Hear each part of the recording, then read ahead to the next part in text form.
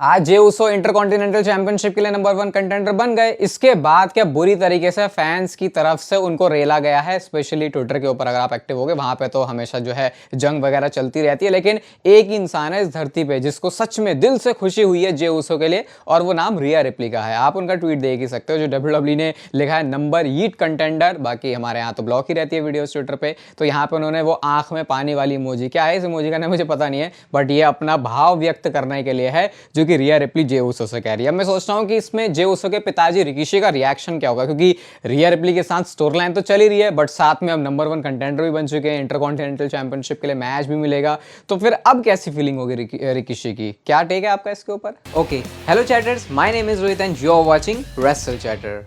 499 episode number of Voice of Wrestling. और भाई एक बात क्लियर कर देता हूँ यार, देखो स्पॉटिफाई से मैं ना कोई पैसे नहीं कमाता, इसलिए नहीं कमाता क्योंकि वहां पे ज्यादा कुछ ऑप्शन भी नहीं है, वहां पे ऐसा कोई मोनेटाइजेशन का खास कुछ है नहीं। तो जो भी सब कुछ हो रहा है आपके लिए वो किसी चीज की वजह से नहीं हो रहा, सिर्फ वो स्पॉटिफाई पर आपको एक्स्ट्रा कंटेंट देने के लिए है। और आपको थैंक यू भी भाई, हम इंडिया के जो टॉप पॉडकास्ट है उसकी रैंकिंग में भी रहते हैं। तो ड्रू मैकिंटायर सीएम पंक इस मैच में क्या होगा, क्या इसकी पूरी कहानी है, कौन सा एक बहुत बड़ा सरप्राइज एलिमेंट वहां पे होने वाला है, कौन मैच जीतेगा, कैसे ये फ्यूड सच में एंड हो सकती है ड्रू मैकिंटायर और सीएम पंक की, क्या वो रीजन डब्ल्यूडब्ल्यूई देगी, सब कुछ 20 मिनट के अंदर है। अगर नहीं सुना आज तक जाके तो भाई जाके डिस्क्रिप्शन में सुनना जरूर। अगेन मैं बता रहा हूं, ये बताना पड़ता है इसलिए कि लोगों को कहने लगे भाई अरे ये हर बार ही क्यों बोलने आ जाता, तो कुछ अलग टाइप का कंटेंट है वहां पे। बाकी अगर आप 20 मिनट के कंटेंट में इंटरेस्टेड नहीं हो, स्टिल मैं बोलूंगा आपके लिए वीडियोस है, लेकिन वहां पे कुछ और डेप्थ में जाके हम बात कर सकते हैं। अब सबसे पहले शुरुआत करते हैं भाई डब्ल्यूडब्ल्यूई मंडे नाइट रॉ के 2 घंटे के होने के बारे में। होने के बारे में क्या ये चीज डब्ल्यूडब्ल्यूई ने ऑफिशियल कर दी है। मैं आपको सब कुछ बताता हूं, इसके पीछे का बहुत कुछ खिचड़ी पकी है भाई। सबसे पहले तो ये ट्वीट है जहां पे डब्ल्यूडब्ल्यूई बता रही है कि यूएसए नेटवर्क पे जो है मंडे नाइट रॉ आने वाली है 8 PM से 10 PM तक, जो कि 2 घंटे का टाइम है, क्लियर यहां से पता चल रहा है। और ये शुरू होगा 7 अक्टूबर से और चलेगा पूरा 30 दिसंबर तक। अब ऐसा क्यों हो रहा है पहले तो मैं आपको बताता हूं, क्योंकि आपको पता है नेटफ्लिक्स के ऊपर मंडे नाइट रॉ जाने वाले 2025 में, तो तब तक उनको कहीं पे तो अपनी प्रोग्रामिंग करनी है, तो इसीलिए ये एक नई डील का पार्ट है जो कि उन्होंने यूएसए नेटवर्क के साथ साइन करी हुई है। अब 2 घंटे का मंडे नाइट रॉ का एपिसोड है। इसके बाद मैं आपको बता दूं क्या क्या चीजें शुरू हुई, मैंने लिख लिया इसको अलग से। सबसे पहले तो क्या नेटफ्लिक्स के ऊपर भी 2 घंटे का ही शो होने वाला है या इसको फिर 3 घंटे का किया जाएगा? देखो इसके ऊपर बहुत सारा कंफ्यूजन है। इसके बाद लोग ये भी कह रहे हैं कि डब्ल्यूडब्ल्यूई ऑलरेडी प्रैक्टिस करना शुरू कर रही है कि नेटफ्लिक्स पे मंडे नाइट रॉ जाएगी तो उसको पहले से ही हम 2 घंटे के फॉर्मेट के हिसाब से ढालते हैं ताकि अभी प्रिपरेशन भी हो जाए और उसके बाद नेटफ्लिक्स पे आएंगे। और उसके बाद अब ये भी हो गया कि स्मैकडाउन क्या 3 घंटे का हो जाएगा, क्योंकि ये रॉ को 2 घंटे का कर देंगे, स्मैकडाउन को 3 घंटे का कर देंगे। देखो कंफ्यूजन बहुत सारा है, लेकिन मेल्जर चिचा की तरफ से एक बात आई है तो इसको थोड़ा आप समझ के ले सकते हो या किस भी तरीके से लेना हो। वो ये बोलते हैं कि यूएसए नेटवर्क के ऊपर मंडे नाइट रॉ इसलिए आ रही है क्योंकि रॉ ने अपनी अलग अलग पॉसिबिलिटी और देखी कहां पे इसको लेके आ सकते हैं, क्योंकि डील तो उनकी खत्म हो गई थी, क्योंकि ये 2-3 महीने फिर गैप कहां पे फिल करते हैं, तो वो पीकॉक के पास भी गए, अलग अलग उन्होंने चीजें ट्राई करी, लेकिन यूएसए नेटवर्क $25 मिलियन देगा। ये आई थिंक कितने 7, 8, 9, 10 ऐसी कुछ एपिसोड होंगे ज्यादा से ज्यादा, जो कि अब इस पूरे टाइम में चलेंगे। और ये सिर्फ 2 घंटे का शो इसी के ऊपर हो रहा है, जब नेटफ्लिक्स पे ही आएगा तो ये 3 घंटे का हो जाएगा, ऐसा उनका कहना है। तो ये कुछ ऐसा बहुत बड़ा चेंज नहीं है जो कि डब्ल्यूडब्ल्यूई कर रही है। अब मेरे को याद है आज से बहुत टाइम पहले, बहुत टाइम भी नहीं, विंस के टाइम की बात कर लें, लोग कहते थे भाई रॉ को भी कर दो 2 घंटे का शो। वो तब की बात थी जब ऐसा लगता था इसमें सही में जरूरत है। मुझे लग नहीं रहा वैसे कोई जरूरत है, क्योंकि ऑलरेडी काफी एक्शन पैक्ड रहता है माहौल। कुछ ही चीजें जो डब्ल्यूडब्ल्यूई फिलर की तरह यूज करती है वो भी ये है कि इनको भी स्टोरी लाइन के पार्ट में कंसिस्टेंट रखना है। तो ये इस समय खिचड़ी चल रही है। तो कुल मिला के अभी 2 घंटे का मंडे नाइट रॉ का एपिसोड होगा, और ये पहली बार हो रहा है जब से पहले भी वैसे 2 घंटे का ही होता था, उसके बाद उन्होंने इसको 3 घंटे का चेंज किया। तो इतने साल में पहली बार ऐसा होगा कि 2 घंटे का शो होगा, कमर्शियल इसमें होने वाले हैं, तो स्मैकडाउन के फॉर्मेट में ये होगा। बाकी नेटफ्लिक्स वाली चीज के ऊपर क्या है 2-3 घंटे का होगा, उसके और मुझे लगता है थोड़ी और क्लैरिटी अभी हमको मिल सकती है। लेकिन फिलहाल तो अब यही मान के चलो कि ये 2 घंटे का एपिसोड अभी के लिए है। उसके बाद जब नेटफ्लिक्स पे जाएगा अभी की बातों के हिसाब से, स्पेशली मेल्जर चिचा की बातों के हिसाब से, तो फिर शायद दोबारा से 3 घंटे का ही है। देखो सीएम पंक का ब्रेसलेट तो तोड़ दिया ड्रू मैकिंटायर ने, अब डब्ल्यूडब्ल्यूई इसको बेचने लगी है। और क्या ड्रू मैकिंटायर ने एक बात गलत बोली थी या फिर डब्ल्यूडब्ल्यूई फैंस को लूट रही है? क्योंकि $9 का ये ब्रेसलेट जो है इस समय डब्ल्यूडब्ल्यूई शॉप पर बिक रहा है, शायद अब तो सोल्ड आउट भी हो चुका है। लेकिन जो ड्रू मैकिंटायर है उन्होंने बोला था कि 50 सेंट्स का पीस ऑफ ट्रैश है, बट 50 सेंट्स का तो डेफिनेटली इसको नहीं बेचा जा रहा। और मैंने आपको यही बताया था अपनी वीडियो में, अगर आप एक्टिव चैटर हो, कि कौन वो फैन है जिसने ब्रेसलेट दिया था। उसके बाद अब लोग कैसे बात कर रहे हैं उस फैन के बारे में। तो सबसे पहले तो उनकी तरफ से ट्वीट आया, वो लिखती हैं यहाँ पे कि यार मुझे तो इन्फॉर्म कर देना चाहिए था वैसे डब्ल्यूडब्ल्यूई को इसके बारे में कि भाई वो ऐसा ब्रेसलेट वगैरह कुछ दे रहे हैं। फिर लोग कह रहे थे कि यार रॉयल्टीज कुछ पैसे विक्टोरिया को भी मिलने चाहिए, जिन्होंने वो ब्रेसलेट सीएम पंक को दिया था। उसके बाद फिर वो एक भी ट्वीट और करती हैं कि भाई ये जो मैंने ब्रेसलेट है, जो गिफ्ट है, वो सिर्फ सीएम पंक को दिया था, ये पूरी दुनिया के लिए नहीं है, क्योंकि अब तो डब्ल्यूडब्ल्यूई इसको पूरी तरीके से बेच रही है। बट उसके बाद उन्होंने थोड़ा क्लैरिफाई भी कर दिया कि उनका कोई ऐसे बैड ब्लड नहीं है डब्ल्यूडब्ल्यूई के साथ, ठीक है जो भी है, बट ऐसा उनको अचानक से ऑनलाइन इसको देख के थोड़ा सा अटपटा लगा था। तो विक्टोरिया को वैसे पैसे वैसे तो मिलने चाहिए भाई, डब्ल्यूडब्ल्यूई के पास से कभी आइडिया ही नहीं आता अगर उन्होंने ये चीज़ गिफ्ट नहीं दी होती। और अब काफ़ी ट्रेंड में भी आ गया है ब्रेसलेट देना, अब कुछ 1-2 साल में ये वहाँ पे और ज़्यादा पकड़ेगा और उसके बाद वहाँ के ट्रेंड इंडिया में भी आ जाते हैं। तो जैसे अभी होता है ना कि क्या गिफ्ट दो तो ब्रेसलेट वगैरह सब पहन के दिखेंगे। अब तो फ्लेक्स हो गया आजकल, मैं आपको बता भी रहा था लाइव इवेंट में कि जिस सुपरस्टार के हाथ में सबसे ज़्यादा ब्रेसलेट है यानी उसकी सबसे और तगड़ी फॉलोइंग। खुशखबरी वैसे डब्ल्यूडब्ल्यूई ने बहुत जल्दी ही दे दी है, क्योंकि जो अगला ही मंडे नाइट रॉ का एपिसोड है वहाँ पर सीएम पंक का रिटर्न होने वाला है। पोर्टलैंड से ये मंडे नाइट रॉ का एपिसोड होगा, बैड ब्लड के लिए इसको ऑफिशियली अनाउंस कर ही दिया है।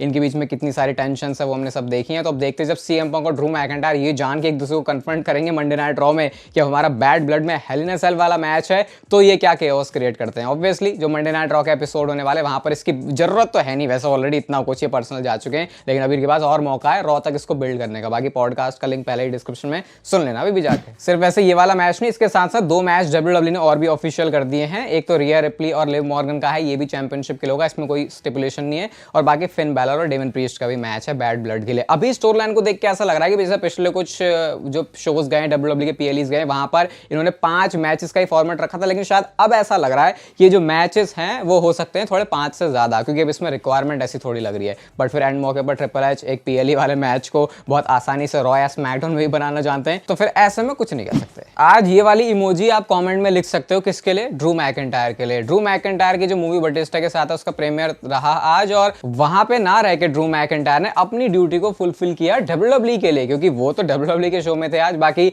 इस प्रीमियर से ये फोटो आई है, क्रिस वैन ब्लीट आपको पता है काफी फेमस जो है होस्ट एंकर जो भी आपको बोलना है वो है, और यहाँ पे साथ में बेली और साशा बैंक्स दोनों हैं। तो ये वाली फोटो थोड़ी सी ज्यादा चल रही है इंटरनेट पे, अभी फिर भी नॉर्मल हो गया। अभी से 3 साल पहले 2 साल पहले कितना अजीब लगता था जब 2 ऐसे सुपरस्टार अलग अलग कंपनी के साथ में फोटो खिंचाते थे, क्योंकि उनको डर रहता था कि विंस का डंडा ना आ जाए वो ऊपर से। चलो अब आपके फेवरेट टॉपिक मुद्दे की बात कर लेते हैं, जो कि है कंट्रोवर्सी होना। केविन नैश ने ऐसी ऐसी बातें बोल दी लोगन पॉल के बारे में, यहाँ पे मैं छोटा सा स्क्रीनशॉट लगा दूंगा, वो कैसे बोल रहे हैं लोगन पॉल के बारे में कि भाई इसको जरूरत से ज्यादा पैसे मिलते हैं, इसने ऐसा क्या कर दिया। बहुत सारे ऐसे लोग हैं जो कि लाइव इवेंट में काम कर रहे हैं, उनको कम पैसे मिल रहे हैं, लोगन पॉल को ज्यादा मिल रहे हैं, तो लिमिटेड है, ये पार्ट टाइमर है, ऐसे करके उन्होंने बोला। लोगन पॉल यार, मतलब कभी कभी मुझे ऐसा लगता है कि लोगन पॉल का जो सोचने का, दुनिया को देखने का तरीका है, मैच्योरिटी लेवल है, वो दिन प्रतिदिन डे बाय डे बहुत ज्यादा बढ़ते जा रहा है। उन्होंने केविन नैश को कुछ इसी टाइप से रिप्लाई किया कि आपको लगेगा कि यार ये सच में केविन नैश और लोगन पॉल के मैच के लिए तो बिल्ड नहीं कर रहे। उन्होंने बोला हाँ भाई एक जो ओल्ड टाइमर है वो कुछ बोल रहा है मेरे बारे में, उसने अपने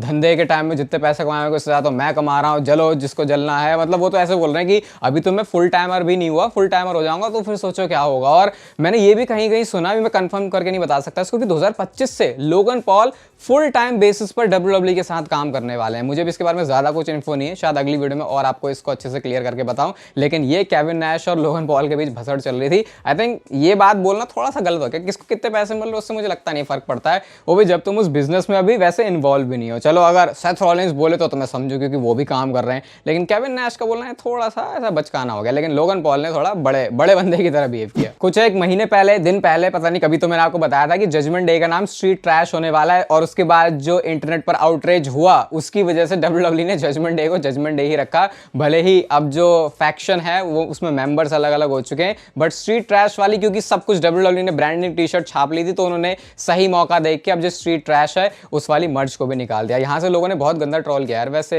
फिन बैलर को, कह रहे हैं कि फिन बैलर ना होता तो आज ये चीज हमको देखने को ना मिलती, क्योंकि बहुत ज्यादा ही लोग बरस गए। आई थिंक स्ट्रीट ट्रैश एक मर्चेंडाइज के ऊपर बुरा नेम नहीं है, लेकिन क्योंकि वो उसको फैक्शन का ही नेम बनाना चाह रहे थे, तो अब इसके बाद अब जब ये मर्चेंडाइज है तो लोगों को लग रहा है भाई ये कैसी मर्चेंडाइज है, इसको खरीदेगा कौन। वैसे सोचने वाली बात है कि स्ट्रीट ट्रैश लिखा हुआ है टी शर्ट के ऊपर, उसको कौन पहनेगा, लेकिन फिर वहां वाले लोग पहन भी सकते हैं। चलो यार थोड़ा सा रोमन रेंस को याद कर लिया जाए। 162 डेज हो चुके हैं जब लास्ट टाइम रोमन रेंस ने वो 2 वर्ड्स बोले थे जिसके लिए वो बहुत ज्यादा फेमस है, या फिर जिससे वो अपनी प्रोमोस की शुरुआत करते हैं, वो है एक्नॉलेज मी। और ये लास्ट टाइम था 1 अप्रैल 2024 को, जो मंडे नाइट रॉ के एपिसोड में वो आए थे रेसलमेनिया से पहले। अब उसके बाद रोमन रेंस भले ही वापस आ गए हैं, लेकिन अभी तक उनके मुंह से हमको कुछ वचन सुनने को नहीं मिले हैं, और आई थिंक ये इंतजार हमारा बहुत जल्दी ब्रेक हो सकता है। सारी चीजें मैंने आपको बताई हैं कैसे आने वाले स्मैकडाउन के एपिसोड के लिए possibly Roman Reigns already lined up है। वैसे तो रेसलमेनिया 41 अभी बहुत ज्यादा दूर है, लेकिन मेन इवेंट को लेके जैसे जैसे टाइम नजदीक आ रहा है चीजें थोड़ी सी और क्लियर होती हुई नजर आ रही हैं। The rock, Cody Rhodes and Roman Reigns, अब इसमें इनमें बहुत ज्यादा कंफ्यूजन है कि रॉक किससे लड़ेंगे, कोडी से या फिर रोमन से। बट इसके बारे में अभी रिपोर्ट ये आई है कि WWE भले ही देख रही है कि कोडी रोड्स को लेके फैंस का जो ओपिनियन है वो थोड़ा सा चेंज हो रहा है, लेकिन वो चीज WWE के लिए तब तक मैटर नहीं करती